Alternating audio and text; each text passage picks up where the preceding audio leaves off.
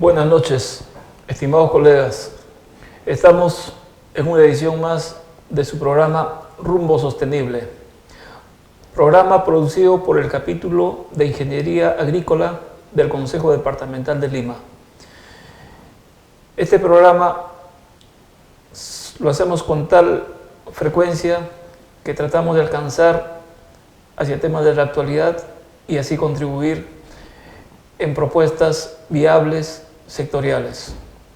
En esta oportunidad está con nosotros el ingeniero doctor Guillermo Vilches Ochoa, ingeniero agrícola egresado de la Universidad Nacional Agraria de La Molina, docente, consultor y con cualidades bastante interesantes e importantes, a quien quisiéramos presentarlo y a la vez también que nos comente algo sobre la cantidad de recursos hídricos de la vertiente del Atlántico, ¿no? Cómo esto, que es un potencial no aprovechado, podríamos usarlo y con los famosos denominados el agua virtual. Adelante, ingeniero, por favor. Muchas gracias, ingeniero Domingo Espinosa.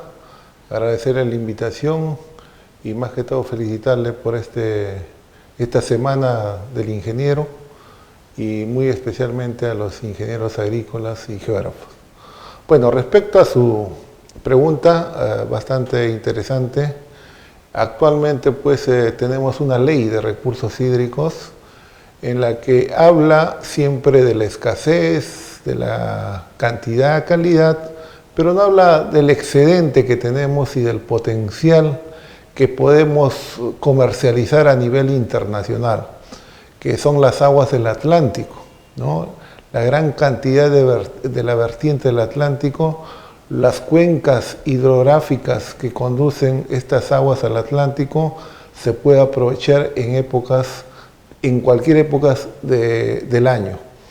¿Y qué quiere decir esto? Que estos cultivos, ¿no? Estos cultivos que tienen mayor cantidad de demanda de agua, es que otros países no las tienen, ¿no? Por ejemplo, los países árabes que no tienen recursos hídricos, tranquilamente nos pueden comprar los productos que tienen mayor demanda hídrica, que lo podemos sembrar, cosechar y exportar acá en nuestro país, ¿no? Esa es la gran virtud. Otros países lo están haciendo, como la Argentina, ¿no? El Brasil, los Estados Unidos, que exportan agua, pero en productos agrícolas. Y esa es una gran ventaja para elevar pues la balanza comercial, ¿no? Bastante interesante la propuesta. Y ahora que se nos vienen los estragos por el cambio climático y también conocemos que la zanja de infiltración podría ser acciones que podrían de algún modo ser realizadas por el gobierno central, regional o local, y podría ser realizado en las zonas altas de las zonas altoandinas de extrema pobreza. ¿Cómo nos podría explicar esto? ¿Podría contribuir a la reducción de la pobreza? Interesante. Fíjese, el tema del cambio climático conlleva acciones conjuntas no solamente del gobierno central, sino de muchas entidades. Dentro de ellas están los gobiernos regionales, locales, comunidades, grupos organizados. ¿Qué son las zanjas de infiltración? Son canales abiertos que se ubicarían en zonas de alta pendiente, en zonas altoandinas después de los 2000 metros sobre el nivel del mar. ¿Qué función tienen estas zanjas de infiltración? Captar las aguas que escurren, ¿no? por las altas precipitaciones. Las capta, las infiltra y recarga acuíferos y evita muchos efectos consecuentes como son las inundaciones, los huaicos. ¿Qué quiere decir esto? Que la zanja de infiltración sería pues un gran aporte para generar pasturas, y estas pasturas son una forma de capturar el CO2, y en su conjunto estas pasturas, estas especies vegetales son parte también de la alimentación de los caméridas, que en dichas zonas son abundantes conjuntamente con el manejo que hacen las comunidades altoandinas, ¿no? Entonces la zanja de infiltración es una actividad necesaria que cualquier gobierno X, Y o Z la debería hacer por las consecuencias que actualmente estamos sufriendo. Hoy día, por ejemplo, estamos 11 de junio, hace calor acá. En junio hace frío. Esos son los efectos del cambio climático. La pregunta es, ¿en la sierra actualmente está lloviendo o no está lloviendo? No está lloviendo. Pero si esas zanjas de infiltración hubieran funcionado, ya estuvieran teniendo aguas subsuperficiales, recargas de acuíferos, que tranquilamente estaríamos utilizando en épocas de escasez. Y otro de los efectos positivos que traía esta zanja de infiltración es que la ganadería, las áreas agrícolas, la producción se elevaría. Hay experimentos en Tarma, en Muyucro, es una microcuenca, en la que la comunidad ha estado ejecutando estos tipos de zanjas de infiltración, ya con participación muy particular de parte de la comunidad, porque en la década del 90 es el Pronamach que hacía estas actividades. Entonces, estas zanjas de infiltración ahorita están aportando a la economía de las comunidades, ¿no? Y con muchos beneficios, como les repito, y más que todo, señores, hay un tema muy interesante. Si, por ejemplo, un ojo de agua antes, un ojo de agua ahí flota, o sea, se incrementan las aguas de 20 litros por segundo a 80 litros por segundo, si es que hace zanja de infiltración, ¿no? ¿Eso qué quiere decir? Hay 60 litros que han aparecido que no había, pero con la zanja de infiltración ha aparecido, y este potencial de 60 litros es pues para 1000 hectáreas o más, ¿no? Y eso conduce a mayor ganadería, mayor leche, mayor queso, mayor mantequilla, ¿no? Y otra de las cosas más importantes que muchas veces las zonas urbanas desconocen, que estas zanjas de infiltración, señores, dan agua potable. Esas tuberías que requieren agua dulce, bueno, las zanjas de infiltración generan ese volumen de agua por tiempo que necesita la población que está abajo. Lima, Trujillo, Tacna, ¿qué necesitan? Trabajar en la parte alta. Por eso los consejos de cuenca, señores, tienen que trabajar con zanjas de infiltración. Estas experiencias ya se han hecho, sino por motivos X simplemente la han desaparecido, ¿no? Pero lamentablemente en otros países se trabaja con zanjas de infiltración. Las cuencas hidrográficas son las unidades de trabajo, de análisis, ¿no? En todo lo que es biodiversidad. Por eso, señores, es interesante, importante aportar a hacer esfuerzos a través del Ministerio de Agricultura.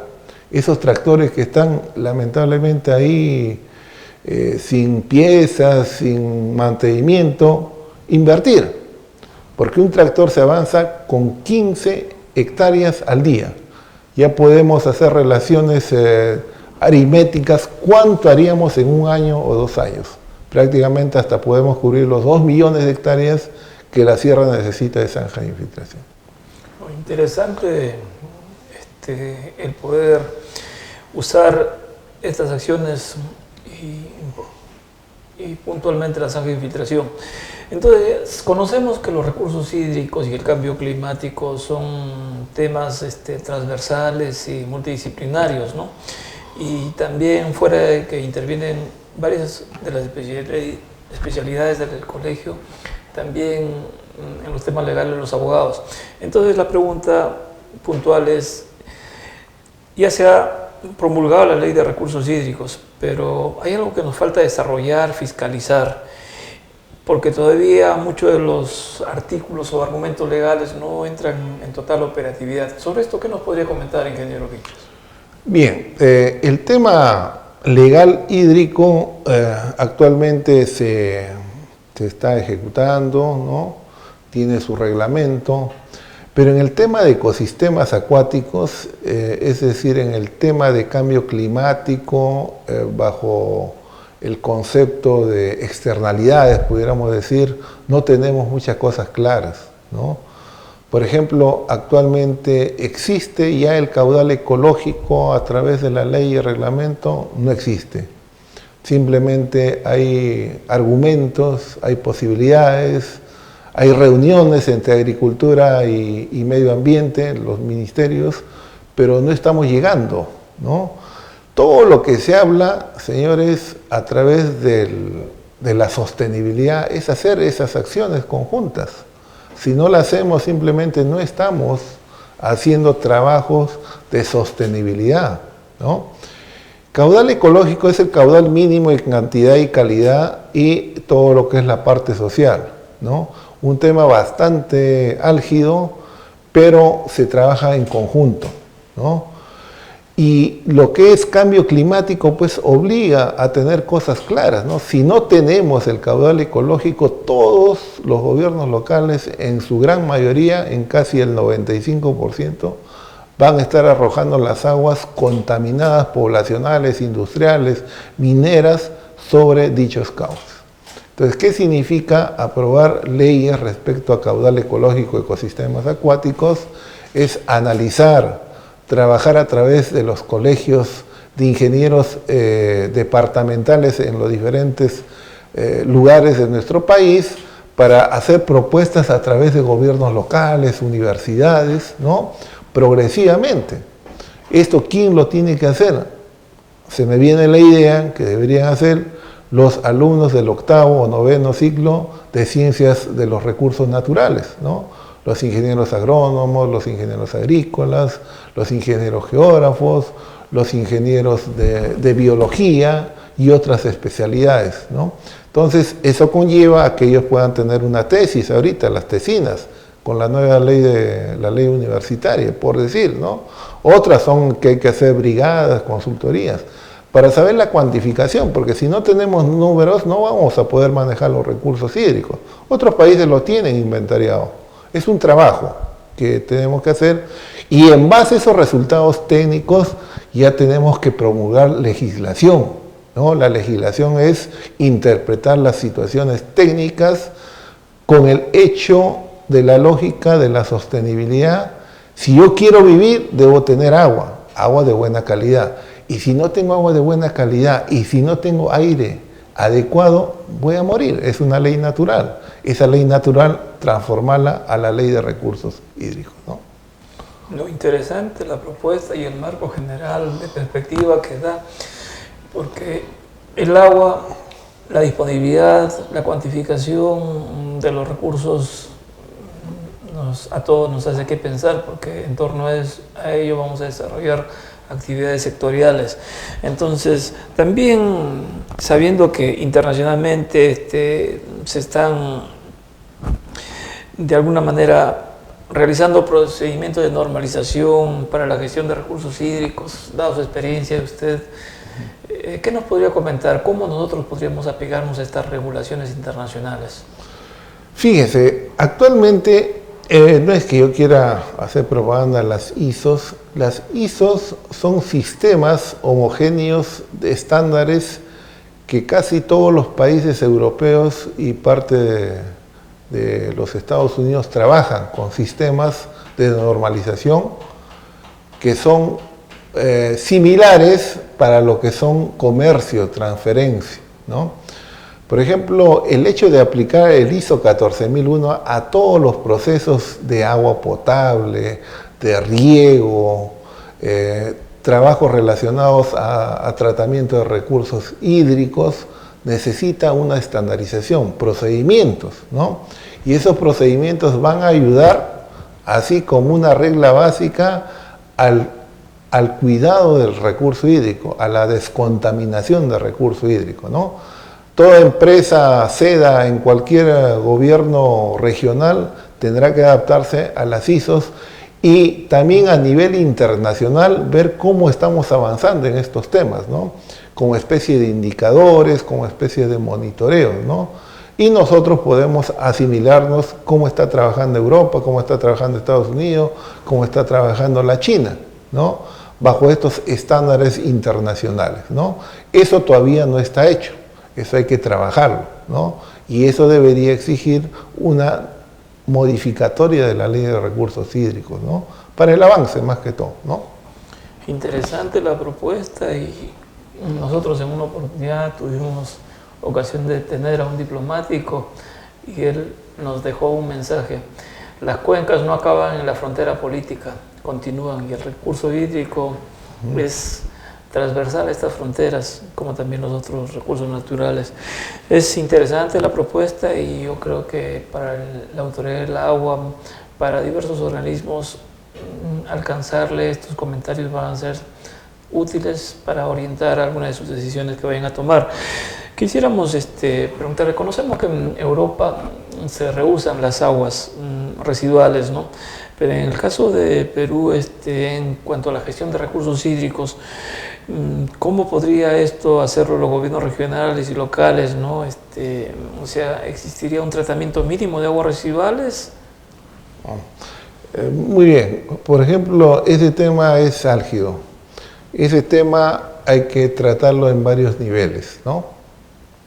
Un candidato, cuando va a ser alcalde, promete muchas cosas, pero dentro de sus promesas no hay el tratamiento de aguas residuales, como también no hay el tema de residuos sólidos. Entonces, al menos debería ser parte de interés del futuro alcalde el tratamiento de aguas residuales. Pero no pidiendo dinero al gobierno central, porque el gobierno central no le va a dar plata para el tratamiento de aguas residuales, porque es caro ese tratamiento. Ahí surge la gestión del alcalde. Ahí surge la posibilidad de hacer convenios internacionales, nacionales, como ve más que todo la contaminación ese alcalde en su pueblo. Entonces, eso va a motivar a hacer los estudios, ¿no? Va a motivar a hacer el tratamiento de las aguas residuales a través, por ejemplo, un congreso que obliga a todo futuro alcalde al tratamiento de las aguas. Entonces, dentro de la jurisdicción de ese alcalde tienen que tratarse las aguas domésticas, las aguas industriales, las aguas mineras. Una vez que se trate, tiene que reusarse estas aguas.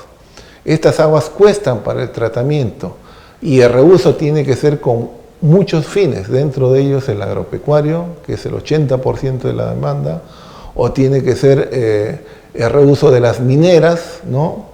Con fines específicos, ¿no? Para ciertos cultivos de tallos altos y otros componentes para hacer humedales, ¿no? Para hacer ecosistemas acuáticos, para hacer zonas de recreación, ¿no? Viendo desde otra perspectiva. Porque hay momentos, señores, hasta en la selva donde hay escasez del agua, con este tema del cambio climático. Eso va a conllevar de que estas aguas van a ser reutilizadas en los campos agrícolas donde haya esa escasez, ¿no? Sí, interesante, ingeniero, y quisiéramos casi por finalizar que nos haga un breve comentario. Mire, conocemos la realidad de nuestro país, que la población se está concentrando en más del 70% en el ámbito urbano y estamos dejando un poco más del 20% en el ámbito rural. Esto nos acarrea una problemática que lo vemos en Lima, tratando de solucionar ciertos problemas de transporte o el centralismo, ¿no? Entonces, ¿cuál sería el mensaje? Tanto a los gobiernos regionales, locales, deberíamos seguir esa tendencia de descentralizar en Lima, institutos, el gobierno central y otros, o un poquito debemos diversificar ya estas actividades, estas acciones, ¿qué nos podría...? Interesante, fíjense, nosotros somos el tercer país megadiverso del mundo, ¿no?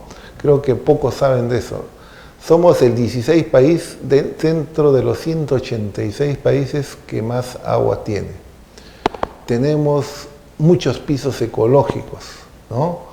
O sea, nosotros podemos decir de que este es Suiza, de que este es el condado de Estados Unidos, de que este es la zona de Europa. Tenemos muchos ecosistemas, ¿no?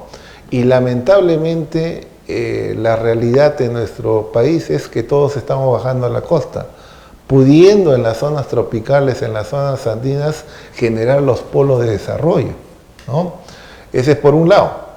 Por otro lado, señores, tenemos una gran fortaleza, una capacidad en lo que es la captura de carbono en zonas tropicales, los bosques. Tenemos cerca de 80 millones de hectáreas de bosques y unos 4 millones por hacer en las zonas altoandinas.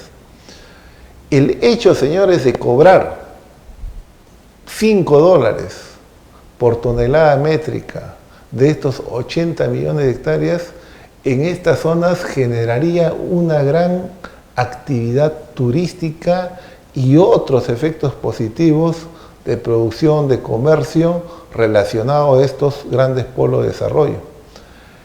Y esto sería un gran jardín, ¿no? Pero eso son inversiones a largo plazo, ¿no? Y esas grandes urbes que muchas veces pensamos de que en la costa se van a aglutinar, se iría para esa zona.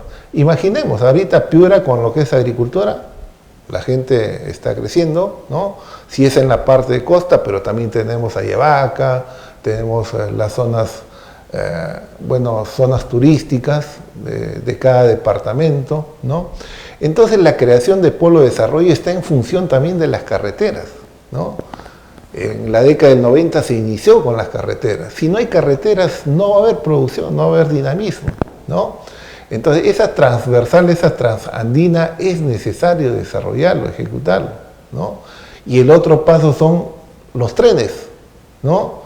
¿Cómo vamos a sacar las grandes cosechas a los puertos? Si no tenemos esas vías, simplemente no vamos a poder hacer el desarrollo, ¿no? Entonces acá hay muchos parámetros el por qué tenemos que diversificarnos en los diferentes pisos ecológicos, ¿no? Y todo el transporte también tiene que estar en función a la producción, a la biodiversidad, porque no vamos a meter pues carretera, polo de desarrollo, no vamos a hacer un hotel Hilton pues en Manú, ¿no? O en Pacaya Samiria. Eso sería un gran error, ¿no? Entonces es interesante y necesario que la zonificación económica y ecológica que cada región está actualmente desarrollando se termine y a través del ordenamiento territorial veamos de acá 25 a 50 años qué es de Perú, ¿no? Y eso va a estar en función de sus grandes puertos, no solamente del Callao, tenemos la zona sur, tenemos la zona norte, ¿no? Esto tendría que ser un Singapur de acá unos 30 años por lo menos, pero trabajar con gobiernos pues yo diría bastante técnicos, ¿no? Menos políticos, ¿no? Eso yo creo que daría buenos resultados. Y ahí, como siempre le digo acá al ingeniero Domingo, el Colegio de Ingenieros acá tiene la voz, tiene la directriz, tiene las perspectivas, ¿no? Somos técnicos, los ingenieros somos técnicos, ¿no? Podemos hablar de un gran discurso, pero dentro de ese discurso está la verdad, y con la verdad se avanza, ¿no? Interesante las propuestas que usted hace, ingeniero Vilches, y yo creo que está en mesa la discusión y también mediante este medio los colegas de instituciones o nuestros colegas del Colegio de Ingenieros puedan recapacitar, meditar y abiertos al diálogo, a confrontar propuestas y llegar. Yo creo que el papel del Colegio de Ingenieros es algo que hay que salir adelante, afianzar un poco más los pronunciamientos, ¿no? Y lo que es bastante importante, dado la trascendencia también en estas fechas, no podríamos dejar de citar que esta semana se está celebrando los 53 años del Colegio de Ingenieros del Perú, los 28 años del Consejo Departamental de Lima. No son muchos años, son 53 años. Imaginemos nuestros colegas que tuvieron los primeros números, los fundadores, en este momento están sobre los 70, 80 años. Y hacia ellos le damos mediante este medio nuestro saludo, respeto y nuestra admiración por ese bonito gesto de congregar a estas especialidades en este colegio. Pero no solamente ver eso, sino no veamos la foto del momento, de dónde venimos como colegio, a dónde vamos, analizarlo, y con las propuestas del ingeniero Guillermo Vilches Ochoa bien se fortalecen. Fortalecer para que el colegio cumpla su rol y mejorar en las cosas, en las instituciones donde las actividades, las funciones o los procedimientos tal vez se pueda complementar o contribuir para una mejor gestión. Finalmente, ingeniero, algunas palabras que usted tenga bien dirigir por este medio en este programa Rumbo Sostenible. Agradecer al ingeniero Domingo la oportunidad que me brinda. Yo estoy llano a colaborar con el Colegio de Ingenieros.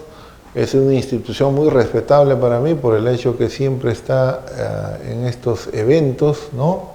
Acá hay mucha capacitación en el Colegio de Ingenieros, ¿no? Sin embargo, hay que seguir trabajando, ¿no? Hay que dignificar el ser ingenieros, ¿no? Y más que todo trascender en nuestra sociedad, ¿no? Porque la sociedad necesita de los ingenieros, ¿no? Necesita de hacer muchas cosas, ¿no? Llegar a los últimos pueblos, ¿no? Nosotros, señores, somos 30 millones y la tercera parte es pobre. Y tenemos ingenieros que podemos transformar esa zona de pobreza. Y como no, estas zonas de gran producción que es la costa, que ha avanzado bastante en estas últimas décadas, pero todavía podemos más. Y por eso le digo a la sociedad, le decimos a los políticos, le decimos a los partidos, que acá estamos los ingenieros para colaborar con la verdad y con el desarrollo de nuestros pueblos. Muchas gracias. Muchísimas gracias, ingeniero. Y para dar por concluido este programa, invitarles también por este medio que el 30 de junio y el 3 de julio se realizará el foro Concesiones, Impacto Ambiental y Ordenamiento Territorial, el cual vamos a tener importantes expositores y cuyos temas son de actualidad. Desde ya quedan todos ustedes cordialmente invitados y al despedirnos de este su programa Rumbo Sostenible, le decimos que la ingeniería es útil y más útil es el compromiso, el aporte que usted, ingeniero, que nos está viendo, puede darnos a su capítulo, al Consejo Departamental, al Colegio de Ingenieros y en general a nuestro país. Muchísimas gracias. Buenas noches.